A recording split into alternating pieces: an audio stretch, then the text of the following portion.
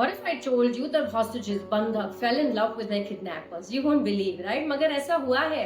In 1973, Stockholm, Sweden में दो bank robbers stormed into a bank and held 4 employees hostages for next 6 days. आप सोचेंगे उन hostages would have hated those kidnappers and captors, या उन्होंने भागने की कोशिश करी होगी, या at least बाहर निकलने के बाद testify तो किया होगा उनके खिलाफ. मगर ऐसा कुछ भी नहीं हुआ. Those hostages actually sympathized with them. भागने की भी कोशिश नहीं करी, प्रोटेक्ट किया, और इनफैक्ट बाहर निकलने के बाद उनके खिलाफ टेस्टिफाई तो नहीं किया, फंड रेज किया ताकि उनका लीगल केस लड़ सके. Now this bizarre phenomenon is called Stockholm syndrome. Let's define it.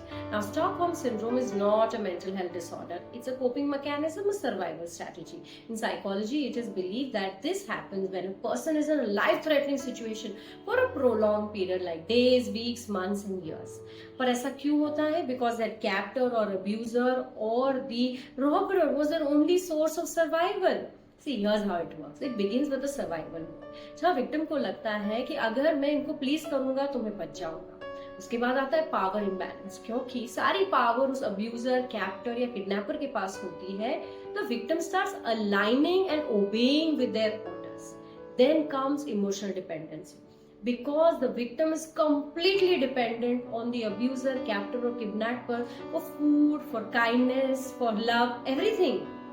They develop a false comfort. And last comes trauma bonding, because sometimes just not being harmed feels like love, feels like protection, and that's where the bond builds up, right? So once again, this is not a mental health disorder, this is a coping mechanism. Now there's something even more eye opening. आपको लगेगा ये सिर्फ kidnapping वाली या hostage वाली situations में होता है, बिल्कुल भी नहीं. It also happens in abusive relationships, toxic households, child abuse, sex trafficking and sports coaching.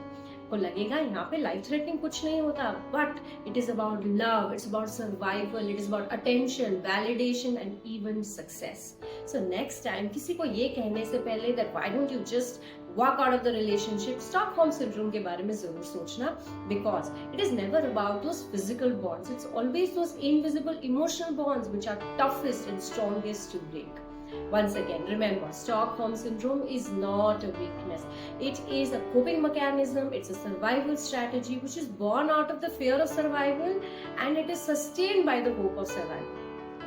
But it can be broken through therapy.